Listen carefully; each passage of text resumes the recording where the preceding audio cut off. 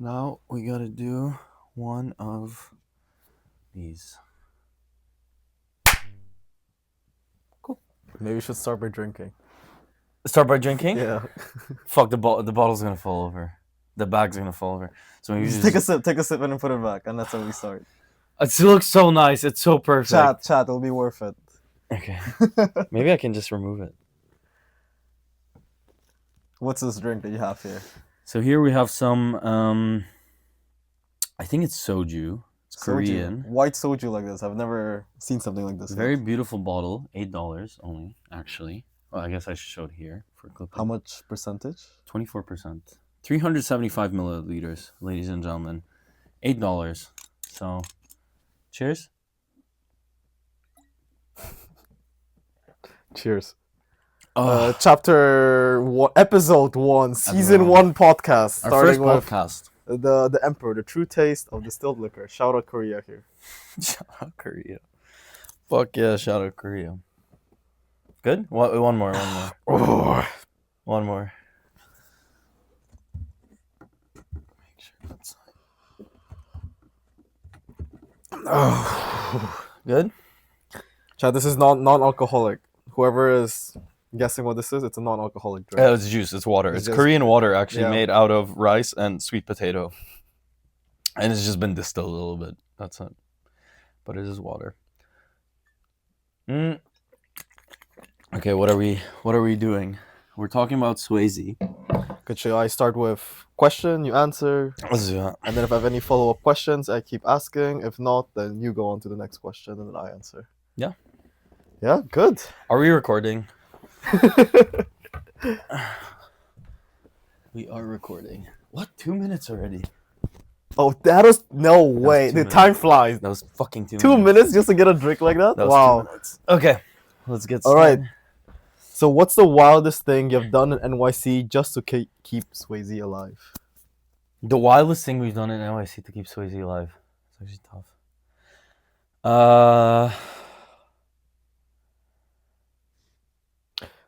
What if I talk about the high volume UGC here? Yeah. I think that's pretty interesting because not a lot of people know about this. Yeah, yeah. Okay, maybe you ask me this then. So what is the wildest thing we did here, being in New York, to keep the company alive? I think one very interesting new strategy that we are banging on right now, we're using Swayze strategy as our marketing strategy, is that we're trying to leverage normal people to promote Swayze. Mm-hmm. And then one way we are working right now is that we're leveraging getting a bunch of normal people who are not influencers, and all they do is create content, and just promote Swayze. And with one of the deliverables we have every month is that we are pumping out nearly 10,000 content a month just to promote Swayze. So I think this is a very interesting new strategy that not a lot of new companies and brands are leveraging.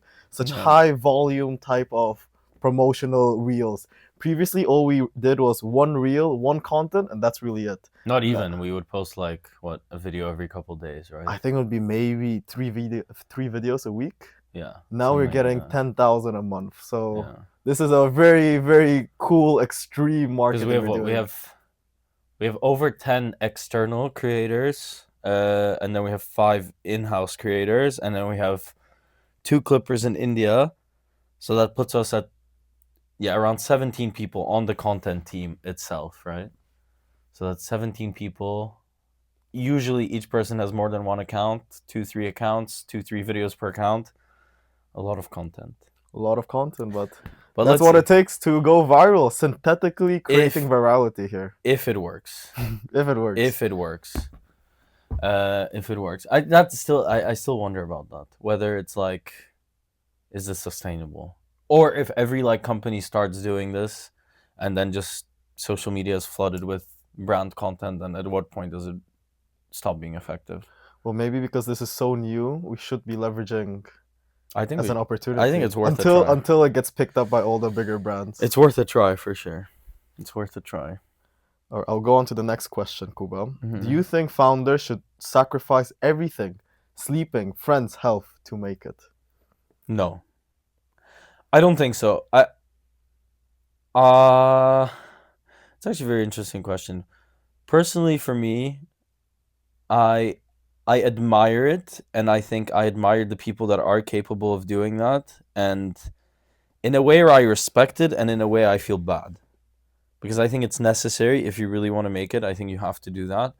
But then I would always go back to whether you know what's important in life.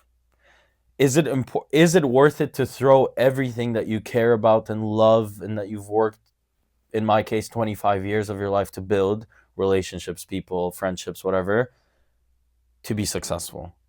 And then I guess some people would argue, like, yeah, you're successful, you'll find new friends. Like, but I like my friends. I like my family. I don't know if I want to throw everything out. I don't So, know. what would What? you say about those founders who give up everything to make their startup succeed?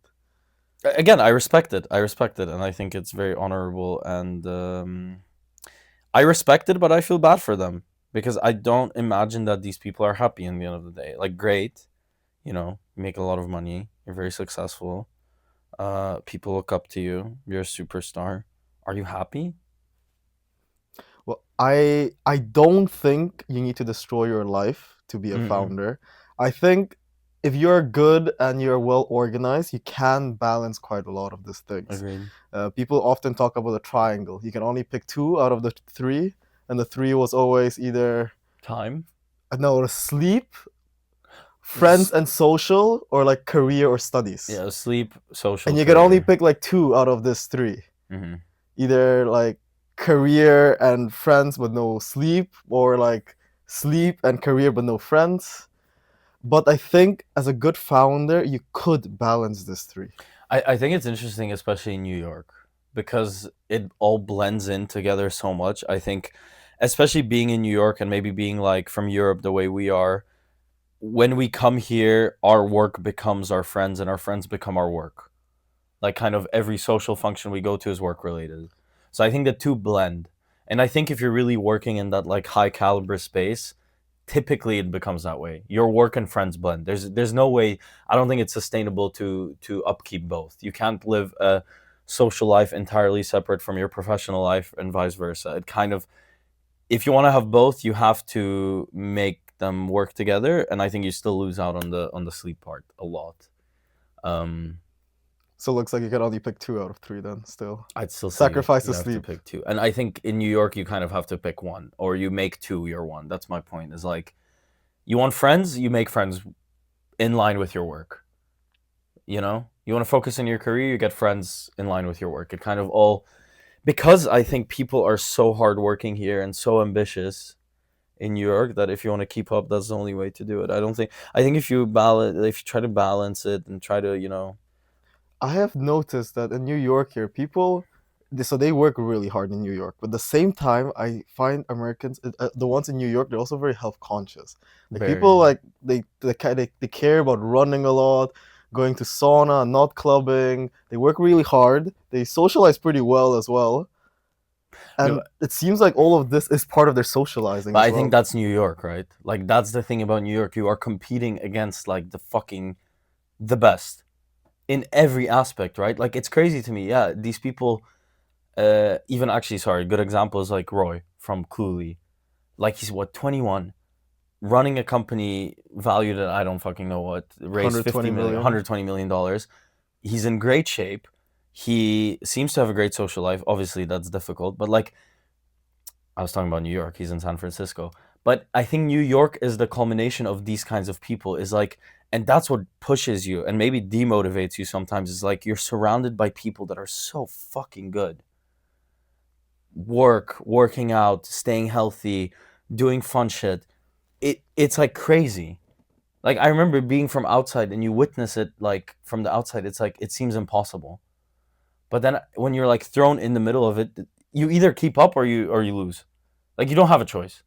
You know, Although being I here. think for me, being here and seeing all these people, and now that we are living kind of their life, we're going to the same events, Yeah. networking and running with them, sauna events with them, it makes me feel that everything I thought was like unachievable whilst I was in Europe is Hmm. now all Like, achievable, possible. and Everything's they aren't possible. like too they aren't Yeah. different than us. Yeah. In the end, they're also humans. They're also young. They do all these high caliber things, but how do they differ with a normal person? I think it's because they took that risk to I build that startup. In a way, because I think Actually, yeah, you make a very good point about taking risks. I think that's what separates like successful people and unsuccessful people, or ultra successful people and normal successful people, is like taking the risk. Because there is nothing separating the average person from successful people except for the fact that they went out, they made a conscious decision to do something that was risky, that was uncertain, and maybe it pays off, maybe it doesn't. But I think that's it. Like, no one's special. You're not special, I'm not special. Royal's not special. Anyone, it's just about like, do you have the drive and determination and the risk appetite to do something that 99% of people wouldn't do? And I guess that's what puts you in the 1% naturally. Yeah, Yeah, kind yeah, of, yeah. right? Yeah. I mean, it's what similar to what Roy said. Mark Zuckerberg isn't that different to a normal person, other than he took the decision to build. Although, again, I say I call bullshit. When I think when ultra successful people say that, I agree. Anyone can do it, but there's still people that are significantly more intelligent than the rest. But maybe not. Maybe fucking not. Maybe Mark Zuckerberg's fucking dumb. Maybe he just had a great idea and executed well. And that's also the thing.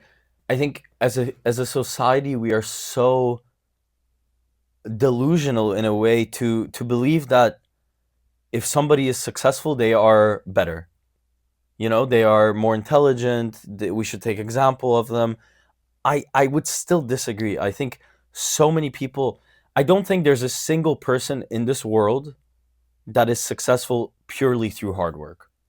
I think there are millions of people that work 10 times harder than anyone who's super successful that don't end up being so. You need luck, you need circumstance, you need opportunity, you need all these things.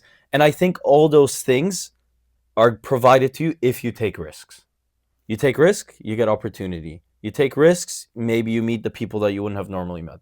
We took a risk, we moved to New York. We met, like you wrote recently on LinkedIn, it was like the people that make your apps. We are meeting people Yeah, yeah. that make the apps we use, which is crazy. But I think that's because we decided to take the risk. I don't know another founder we met in Poland in our first year in Poland that did the same. Everyone, oh, I want to move to the US. So did we. We did. And that's it. That's the only thing I think that's separate. There's far more successful people in Poland that we know that want to move to the US that don't. Mm. What is the difference? I don't think being intelligent is the correlation to success. Mm-hmm. Because then you think of intelligent people. They're like, who would be intelligent people? I think the big amount of people who are intelligent, a lot of them would go to like academia. They would continue doing their PhD to become professors and teachers. Mm-hmm. Or the super intelligent ones would later often, they're so smart. When I was in school, there was a study talking about that the more we know, the less risks we take. Because we just know too much, we don't take the risks. Mm-hmm. And so there's a lot of research talking about how if you just know less, you will take the higher risks. And then this So was kind of ignorance is bliss. yeah, so this was seen a lot in like financial markets when they're testing like trading between teachers who you have years of financial expertise versus someone very young that had no expertise. The teacher would start buying bonds and very safe equities that he thinks are guaranteeing making money, while this young kid is starting to buy crypto. In the end, this kid outperformed the teacher, but it's because the kid doesn't know. And the teacher knew all the risks, so he decided not to take the risks. Mm-hmm. But I think that's actually such an interesting topic and kind of unrelated to what we want to talk about at all. But I think being a kid and being young, leveraging that is the best thing you can do. Bro, being young is a fucking superpower. Like I think about this so often is when you're young, you feel kind of invincible. You feel like you can do anything. And I think you lose that as you grow older and as you learn and as you see the real world and as you see how difficult it is and you become less delusional in a way. And what many people say, to be a successful founder, you need to be delusional. You need to have this stupid, unbased belief that what you're doing is going to be ultra successful. Right? It is delusion until you make it happen. I think every founder is very delusional, but I think Super it's very delusional. necessary. 100%. This is what is needed. That is the reason why they do what they do. They're doing something that no one else would do. It's because they're delusional. They are the ones who take the risks. 100%. And they are the ones who have that vision. Okay. Interesting. What is one mistake that nearly killed the company? In this case, Swayze. This is a very interesting question. I don't know if we had.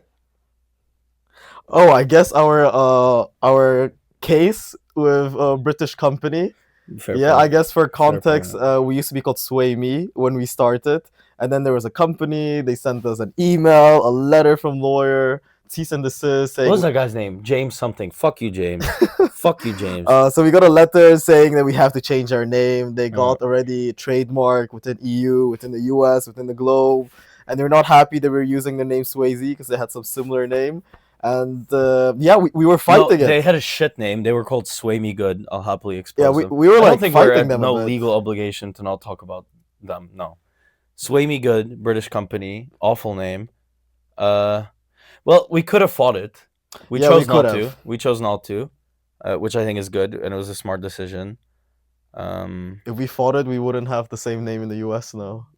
I think if we fought it, there was a chance the company could have died, right? Like we would have just fucked ourselves Use all the with money for just lawyer and court cases. yeah, with like doing something that Spend months wasn't of time. necessary. Yeah. Yeah, yeah. I think that's the At such early stage, I think it was okay for us to change our name. yeah, and I think it was a good change. Swayze, Sway Me. Is raising money in NYC more about your pitch or who you party with? I think the latter, 100%. I think it always is. I don't think it matters whether it's NYC or anything else. I would assume. I, again going back. No one is exceptionally smart. Neither are investors. They are just people, and they can be manipulated and deluded the same way that everybody else can. So I think if you present yourself as a founder as someone intelligent and successful and connected and so on, they are stupid enough to believe it. Like I don't put investors on a pedestal. I think they're normal. So I would say yeah, it's definitely the latter. I think it's about like if you can make yourself look promising and successful, you can raise money essentially, no matter what your product is, you know. I yeah, that would be my opinion personally. What do you think? Partying, I think the network, I mean, Like for if we don't example, use the word party, who you network with, who who we you network socialize with, with. if you have closer relationships with partners in VCs now, if you have all your LinkedIn connections now are very senior people in VC, so now every time you post about fundraising, you have higher chances. Now, if you imagine 90% of your audience is all investors seeing it. If you have something go viral, it's viral around them. If it's something cool, they will be the ones speaking to each other. Yeah, So I think just being able to network around is still pretty a important, and where hundred you put percent. I mean, yourself. what we did VC reach out last week, right? So and what 50% of websites say like the only way to connect through us is a warm lead. Yeah, a lot of Like what uh, does that mean? a lot Like of VCs in as New York won't even accept your we application have unless you know the someone. yeah, and we have the blessing of having institutional investors on our cap table that can connect us to other investors. But as like we are first time founders. But for example, you're raising your first round. How do you do that? Because we know how difficult it is actually to meet investors in New York City, at events, at so on. It's impossible. Hmm. We are lucky enough to have our investors. They connect us with others. But as like a novice founder who's just getting started, who's trying to raise money here, fuck. I mean, it's crazy. Well, we had a meeting last week with, I think, a VC firm out of Boston. And again, that was the most refreshing meeting because what did the guy say? He was like, yeah, we're not looking for. What did he say? Revenue. We just want to believe in a person. Yeah, We want to be part of the journey from the but it was so beginning. genuine. And whereas I think the most founders would agree that like the fundraising journey has become so like synthetic and so it's very systematic, right? Like you send in your pitch deck, you have a call. Typically, you say the same thing, you hear the same thing, and that VC actually felt like a conversation. Like it was a guy who was trying to talk to us as people, not as like this systematic thing, which I thought was really I nice. mean, Nice break. look at the cold outreach that I was summarizing even today. We have sent out nearly 15,000 emails, three different Yeah, let's see. follow-ups. We have filled up nearly like 100 different forms on VCs, accelerators, angel decks, Uh, just to get 10 10 calls. By the way, we have 1, 2, 3, 4, 5, 6, 7, 8, 9, 10, 11, 12 interviews for tomorrow for content creators. And that's just from today's reach out. Let's see. The reach out you did. Okay. 2,700 emails sent. No, that's just one list. Sorry. Bro. 2,700 plus 200 plus 7,000.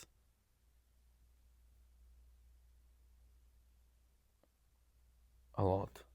A lot. It was a lot of Should work I read through it? for us to get just 10 Okay. calls. In summary, 9,000 emails, 80 warm intros, additional 16 forms, plus 80 online forms, 37 angel syndicates, 43 restaurant groups, 395 LinkedIn reach outs, 8 influencer reach outs, and 30 corporate reach outs. So chat, if you say that we're lucky Jesus. that we raised money, this is the amount of effort we have to go through just to ask for money, just to get 10 calls this month with investors. Yeah, I mean it's fucking crazy. Yeah, over 10,000 touch points just to get 10 calls. And out of that, right, you get what? Maybe 100. Probably. We're gonna have around 100 calls. We've had around 20. Hopefully. Yeah. We've had around 20. We're probably looking at at least like Jesus. It's so awful. I think it's so painstaking. I mean, it's not that bad because also like I think people over glorify like accepting rejection as a startup founder. Everybody fucking accepts rejection in their life all the time. That's all people do, is mostly accepting rejection, and it doesn't feel that crazy in my opinion. Like obviously they're gonna say no, right? Like we're aware that the chances of us raising money is what, 1%? Yeah, I think under Less? 1%. So like I don't think anyone's like, oh, I'm gonna have a. Actually, I would say I was like that. I thought it'd be very easy. Well, I find it kind of exciting because, like, you know, instead of you selling like a product, like a PlayStation, for example, as an employee, you're basically now selling your own company, and you're trying to sell your own company to people, and then they're giving you this chunk of money, and you can think of it nearly as like a revenue now, just coming like that. And I think that's a good point also, right? Like you're selling your own company. It's so personal, and maybe that's why it hurts some people. But if you treat it as a business, and you kind of detach yourself from it, which is impossible, but if you try, I think you can kind of like treat it professionally. Like we get on a call, if it was bad, we're like, oh, okay, like that was not the one. Yeah. And it's kind of like we don't worry about it, right? We think, okay, let's on to the next one, which I think is the only thing you can do. I think at the beginning, like we used to take it more like personally. We'd get sad every time we get rejection. We'd question it. Now we're just like, I guess it's not a fit. We have to find a fit. Because I remember our first, I think, official VC call was with 500. 500 Global. Yeah, with what was it? I don't remember the Turkish guy. 500 Global. This was February 2024 because I was in New Orleans at the time. February. How did we connect with him? Through Titus. Yes. Yeah. Through Titus, yeah. So February 2024. And I remember, going into the call, I remember we prepared for like 3 days. Remember we went through all the questions together, every single question they could possibly ask us. And I think we, at that time, taking that first call, I had some belief in me that maybe we'll raise money on that call. Looking back, bro, no fucking way. I mean, we didn't raise money until 9 months after that. No, October. Yeah, October. 8 months after that. 8 months after our first call, we actually managed. Yeah, right. Interplay was first. Yeah, but maybe I think at one point we stopped fundraising. We did 100%. We stopped. Yeah, we stopped trying. But just to put it into perspective, we raised money 8 months after the point where we thought. Mind you, I wanted to raise money like a year before that. February, much higher amount. February, as well. Yeah, like what, $5 million? I think. 9 million. I think at one point. I think it was 9 million. I remember it was 5 because it was 20 million zloty. It's $5 million, and that was my mindset going into this. Was like, oh, you have an idea, it's good enough, you're gonna raise money. And then I learned how this actually works. That you have to build an MVP, you have to put it out, you have to show traction. It goes in stages. There's so many stages. I think that's actually interesting. That's an interesting topic for like aspiring founders? Because I would assume most people, unless I'm particularly uneducated, most people would have the delusion that I had going into this. Because I think that's how you imagine the startup world is like, I have a great idea, I'm able to communicate it, I will find people who are willing to invest in it. Unless most people just don't fundraise. I don't know. Unless 99% of startups don't fundraise because they don't even know how to Yeah, I guess how fundraise. much, I guess it depends how much you know about The the world. fundraising and startup route. Because I think like if you ask an average person about this fundraising, they have no idea how to do this. You take money from Mm. other people. What do you do? What do you do when they don't give back? Are they controlling you now? How did you even give money? How do investment sheets? But we are like 24-year-olds doing this. I think most people don't know about this. It's actually interesting. How do people, like, I'm trying to think back how I, You know, I studied business management. I even ended up working in finance. Even this route, I have no idea how investments are taken. yeah. How would startups like actually fundraise? Companies Yeah, fundraise. you never learn this, right? Again, I went into this at 20. I would say I knew more about startups than the average person. It was a passion of mine. I had no fucking clue. No clue about how it actually works. Yeah, I think the best unis would teach you, like, there's a pitch deck, All and right. there's many forms of fundraising: VC, angel, friends and family. I think that's really it. Yeah, why is that not taught? Why are we not?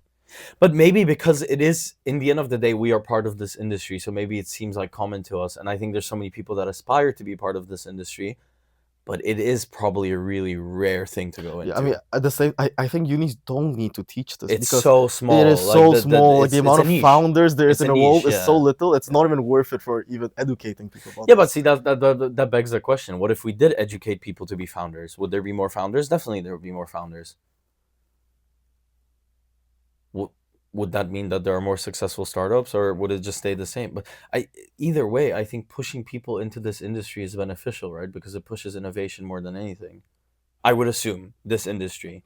And Like if you look at Cluely, actually Cluely is another good example is it's such an obvious technology and I think we talked about this that it's so interesting growing up like in our generation Gen Z is like the ability to have a little computer in front of your eyes that tells you things is like what we all grew up on. Inspector Gadget, like TV, it was popular culture. How has Meta, no big company thought of doing it? Then comes along a 20-year-old kid from wherever and he makes it. So like what pushes innovation more? Is it startup founders or is it like companies that have a lot of money? What's like better? I when I used to be small, I used to always think like before building anything, why wouldn't just Google build it? Ah, no way. Facebook has more resources. They can Right. just build it. Yeah, yeah, yeah. But I think the older That's we my get and the point. more founders we meet, the more we realize that they aren't doing it. Like even big companies don't even want to take that risk anymore. Once they're like big, at that point they might just be, they have their product, they're trying to always safe keep it, similar to like BlackBerry. Once they build their product, all they try to do now is mold the story to safe keep their Also, product. question is because maybe it makes financial sense to do so. Why should Facebook invest in its Meta invest in its R&D department to come up with new ideas When they can if it just can just buy. acquire companies that come Yeah, up with the new yeah. ideas, So right? that's why like CBC and NMA is very popular now in the US. M&A industry is really booming here in the US. Oh my god, it's such an awful world we live in. So those small ones would be eaten out either by funds or bigger corporates. Yeah, yeah. I mean, that's also the dream, right? As a startup founder, It's very I guess interesting. it really depends how aspiring you are, and because I guess like the true startup founder, the goal is like I want to go IPO, I want to build this company till I die. Like I think I'd like to sell this company at some point and make money from it. What is I don't know if we talked about this. Yeah, we did. The what? Like, what is your ideal exit scenario with Swayze? If Instagram is like, yo guys, pretty cool idea here because of all these brands in New York. Yeah, you know what? We'll take you guys to kickstart our So journey. acquisition, Yeah, I think acquisition of our product by yeah, and I think it also makes the most sense given the kind of product that it is because it's like obviously I think there's ways that we could build a company that could easily make it an IPO potential company, right? I mean, there's so much to do uh, outside of this, But I think what makes the most sense for what we're doing is just like getting acquired. Instagram is like the dream. That would be the easiest, I think. Marketing agencies, Marketing agency would be a food possibility. apps, Food discount apps, yeah, in apps, kind, Yelp that Belly. tries to revive itself, Belly. So there's quite a lot of. I mean, I read a lot now. Even like Uber, Reddit, they're investing a lot in like consumer marketing because they know how important now is just marketing to Yeah. consumers. Investing quite a lot in different technologies. By all means, I think we have an extremely valuable company. Even though it's so difficult to do this and it seems impossible, and you know, every day there's new challenges and every day it feels like it's not going to work, I think we have an extremely valuable company. I think we successfully managed to do what a lot of startups that we know tried to do that couldn't. I still think the market is not perfect for it yet, but I think what we have, like the idea of everybody's doing like micro influencers, everybody's doing like UGC, but we just took it like a step further, which doesn't make a lot of sense now, and it kind of seems impossible to quantify and analyze. But I think in terms of like society, we have something crazy, like leveraging everybody. Maybe everybody thinks this about their idea. That is a good idea. Yeah, maybe. I really think so. I don't know. I really think so. You know, there's a reason we always got all those awards in Poland. People liked us. If it was that easy, everyone would have gotten all the awards. I have two thoughts about this. One, we could have won the awards in Poland because we spoke good English. I still think like, that could be the case. Poland is like top 10 best English speaking country in the Okay, world. but we know that's not true. The sheer amount of English, like perfect English people in the Warsaw as well. No, I agree with you, but let's be real. Polish accent, not the nicest. Majority of people speak with a Polish accent. Yeah, I know what you mean, but I'm talking more from like our levels. For example, our age, perfect English people taking, doing IB. I take it back. There's maybe like 10,000 kids in Warsaw that could have done exactly what we did. And I take it back. Only did we also won like the pitch competition at Stern, NYU Stern. Yep, so like, all the way in the US there, as well. I can't argue about the language. Yeah, I think we're very good at that. I think we're very good at. Maybe our product is actually liked by people. And we just 100%. Need more go-to-market exposure. There's more exposure. It's all about more exposure. I do believe that. But fuck, then you realize how difficult is it to get that exposure? Yep. Jesus. I mean, fuck. We've tried everything, nearly. Oh my god, that's crazy. Out of battery, you think? It has to be, right? I don't know. It has to be. Let's check. Oh, okay, we can just plug it in. That's pretty funny. Yeah, I think it went okay. I mean, let's see how long it was.